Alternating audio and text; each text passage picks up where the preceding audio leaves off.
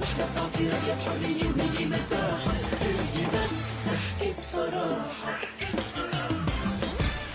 3 مشتركين وصلوا للنهائيات: عمار محمد، يعقوب شاهين، وأمير دندن. فرصة ذهبية حصلوا عليها ليكونوا المحظوظين بين آلاف المشتركين اللي تقدموا لبرنامج عرب ايدل بالموسم الرابع. عمار محمد، انت من هالثلاث محظوظين يلي اليوم يمكن بالليل حتكون او عرب ايدل هيدا السنة، او للأسف رح تروح على اليمن. يمكن مكسور الخاطر، بتروح مكسور الخاطر او بتكون قلت أنا سعيد إني خضت هيدي التجربة؟ حقيقة أنا سعيد إني خضت هذه التجربة، بس بكسر خاطر الناس اللي شجعوني ودعموني عشان أوصل للقب. بكسر خاطر الناس. أما أنا الحمد لله وصلت لدرجة إني أكون نجم. حققت اللي بدك إياه بالبرنامج. كان عندك حلم، كنت عم بتغني بالقرية العالمية بدبي، عم تمثل أو بجناح الخاص باليمن. اليوم أنت عم بتمثل كل اليمن على مسرح عرب ايدول. فرق كبير، ما هيك؟ أكيد في فرق كبير، لأنه قناة MBC قناة كبيرة جدا، وبرنامج عرب ايدل بيتابعوها الملايين. ففرق كبير بين ما تغني في قطعة بسيطة وجمهور بسيط، وبين ما يكون متابعينك ملايين، سواء يمنيين وغير يمنيين، وهذا الشيء اللي بيميز عرب ايدل. سفير الفن اليمني، هيدا لقب أخذته وحصلت عليه ببرنامج عرب ايدل، بس أكيد رح يستمر معك لوقت طويل إذا ما كان اللقب اللي رح يرافقك بكل مسيرتك الفنية. سعيد بهاللقب؟ جدا محظوظ في هذا اللقب، ومن عمالقة كبار في الفن، وأتشرف فيه، وهذا بيعتبر عبارة عن حمل ثقيل ضروري أني أكون قد هذا الحمل، وإن شاء الله بإذن الله أكون سفير بلادي في كل مكان.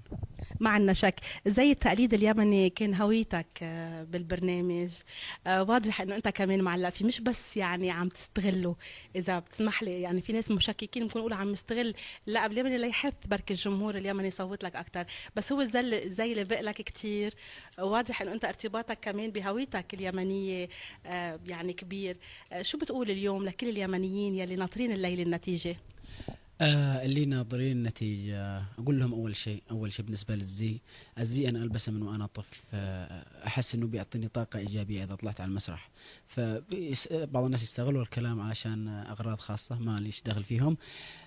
بإذن الله بيكون آخر ظهور للزي اليمني، والعمار وهو لابس الزي اليمني بيكون في حلقة عرب ايدل في الموسم، في الحلقة الأخيرة إن شاء الله. وتفاهمت أنا والإدارة إنه يوافقوا علي، وتفاهمت أنا والإدارة إنه يوافقوا على الزي، والحمد لله موافقين. ويا رب يا رب يا رب إنه يكون الأغنية أكيد هو وجه خير صراحة. لو تابعت الحلقات أي حلقة ظهر فيها بالزي بيكون أجمل أداء. حسن الشافعي أوصاك أنه تأدي التراث اليمني ليعرف العالم العربي، ليتعرف العالم العربي أكتر عليه. رح تكفي تغني اللهجة اليمنية أو رح تنوع أكتر بمسيرتك؟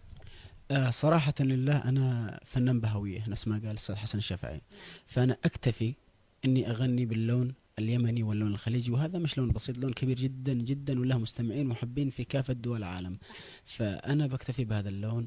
إن شاء الله في الأيام الجاية أكيد بيكون في حالة شاذة إني أغني مصري أو أغني لبناني شامي، بتمر علي هذه اللحظات، بس أنا بمثل بلادي ومثل هويتها ومثل فنها إن شاء الله في المراحل الجاية. بتقول إنك دايما كنت تعتل هم تقييم أحلام لأدائك، لأن دغري رح تلاحظ الأخطاء إذا صارت. أحلام كانت من المؤيدين لإلك بهيدا المشوار بعرب ايدل. مين أكتر حدا باللجنة كان داعم أكتر لإلك؟ صراحة الله كانوا كلهم إيجابيين، بس أحلام أحسها مني وفيني صراحة. يعني أحلام خليجية، وإحنا اليمنيين والخليجيين بنفس العادات نفس التقاليد نفس اللبس أيضا، ما في فرق بيني وبينها. فكنت أحس أنها قريبة، وأيضا هي الوحيدة اللي بتلاحظ أخطائنا. أحلام هي فاهمة أغلب الأغاني اللي غنيناها، قريبة جدا مني يعني كجغرافيا وكعادة التقاليد وكأغاني أيضا. وكنت بالذات لما أغني اللون الخليجي، أحلام هي الوحيدة اللي بتعرف وين العربة الصح، وين تنحط في المكان الصح.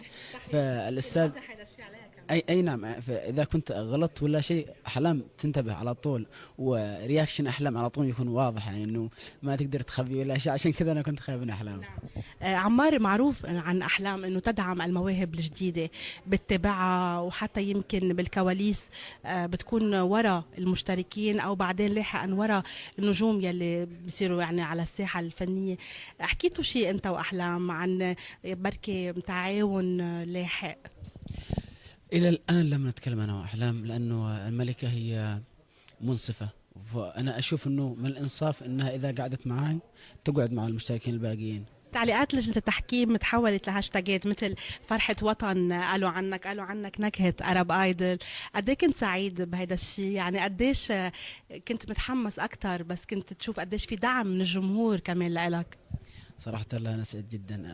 في اللي تقوله نانسي، اي كلمه تقولها نانسي على طول تحول لها هاشتاج، لان الناس يحبوا يعني الجمهور اليمني بيحب نانسي من زمان، وكلامها بيكون خفيف. يعني تعليقات نانسي بتكون حاجة بسيطة لمسة، والناس يركزوا عليها بشكل كبير. فأي هاشتاج مرة قالت أنت عسل، فالناس على طول العسل اليمني. أشياء كثيرة فتحولت لهاشتاجات وزير الإعلام اليمني معمر الأرياني دعا على التصويت لك لليمنيين من داخل اليمن ومن خارجه. قد ايه انت عم توصل لك؟ قديش في دعم يعني من الهيئات الثقافيه او من الوزارات او من ناس يمكن واصلين بالدوله؟ قد ايه انت اليوم محط انظار كل هالناس يلي معولين عليك كتير؟ حقيقة الوضع اللي بنمر فيه في اليمن بيكون صعب التواصل، بس الصراحة الحكومة ما قصرت، بيتواصلوا معاي، وإن شاء الله بيكون موجودين معاي في المسرح عدة وزراء وسفراء يمثلوا اليمن. وهذه عبارة عن دفعة إيجابية لي في المسرح، إني أشوف من أهلي وناسي موجودين بيدعموني. والوزير الإعلام الأستاذ معمر الأرياني هو من قبل صرح، وأيضا عمل منشور على الفيسبوك، وهذا تحتسب خطوة إيجابية لدعم الحكومة للمواهب اليمنية بشكل عام. بتقول ما عشتوا مناسبة حلوة رياضية أو فنية من 4 سنوات باليمن، وكرمل هيك اليوم الجمهور اليمني سعيد بهالاحتفالية الفنية اللي أنت أمنت لهم إياها بمشاركتك بأرب آيدل. شو بتقول لكل الناس يلي الليلة منتظرينك ترجع باللقب؟ حقيقة الكلام اللي قلتيه، صار لنا فترة زمنية طويلة ما فرحنا في شيء، ما فرحنا بلقب، ما روحنا حتى مباراة.